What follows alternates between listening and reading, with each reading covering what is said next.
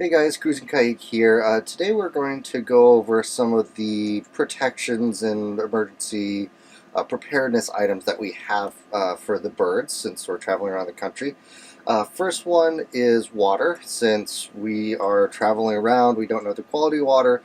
We like to try to filter the water that gets to the birds through three different filters. The first one, this is the filter that goes on the outside of the RV, on the hose that comes into the RV.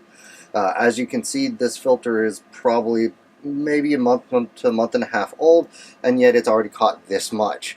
After that, we have a filter that goes to a spout in our sink that's just dedicated for that, and then that goes into another filter, whatchamacallit?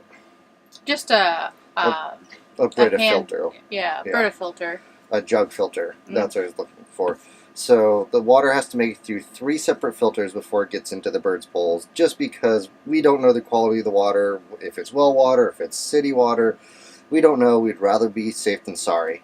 Another one is that we have a weather radio with us that we can turn on whenever we get to a site, and then it just will only start playing the weather radio frequency if a weather alert goes out. So we know if a large thunderstorm's coming our way, tornado, beach, riptide, or anything that might be affecting the area that we're in. We know rather than waiting for our phone to alert us, it's just the loud beep, and we know that we need to perk up so that in case anything's coming our way.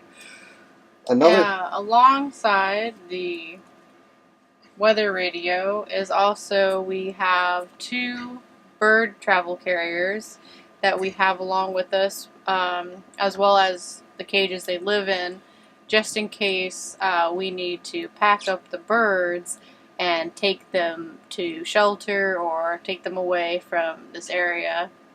Because Michael and I have discussed that if we need to abandon the RV, we will take the birds, take the GTI, and get out of here.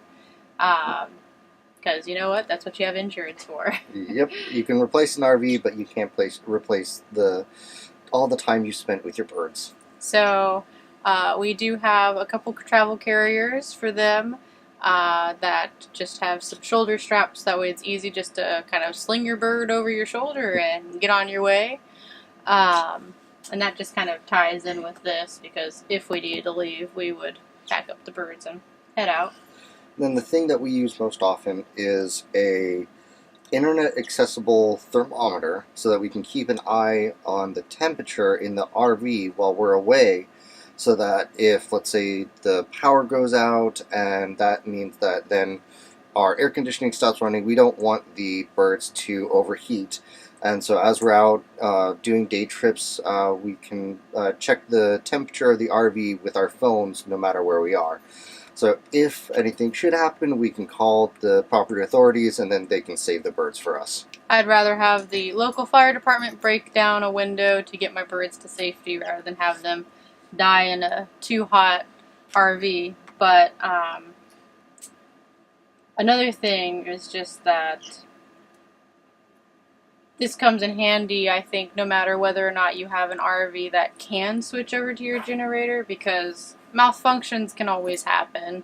And some of this stuff, I just want to point out, is not necessarily bird specific. It could be for cat owners, for dog owners. If you leave your dog because you can't bring them to a public area that doesn't allow them, then this would also be a great way to make sure that any animal that you have on your RV trip isn't getting too hot or too cold, because I like to check this thing almost every hour to 2 hours when we're out and about. Just randomly, I can just check on my phone. It doesn't use too much data, so it's not like it's sucking up a lot of data to use it.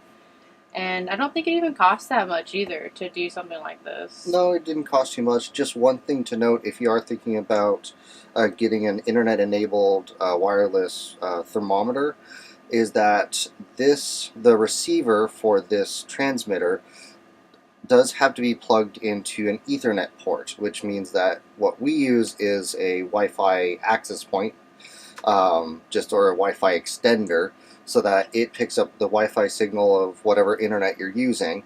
But if the power does go out, whether it's you're traveling or there's a blackout, whatever, that this will no longer continue reading. It will just say the last time that it's seen was X. And so if anything should happen while we're out, it won't show us the actual temperature, but we will know that, oh, the power went out, and so we need to start thinking about what's actually happened, call the campground, see what's happened, make sure everything's good, or if we need to start heading back, or exactly what's the situation is. So while in a blackout situation you might not know precisely what the temperature is, but at least you'll know that you need to be checking and see what's happening. Exactly, and I think that covers basically our emergency or safety supplies for the birds. So, if you have any comments, questions, or concerns, or anything that we haven't covered, we will have 2 more videos, I believe, coming out about bird safety. So if we haven't covered it here, we might cover it in the next 2. So just stay posted for those next 2. And have a great day.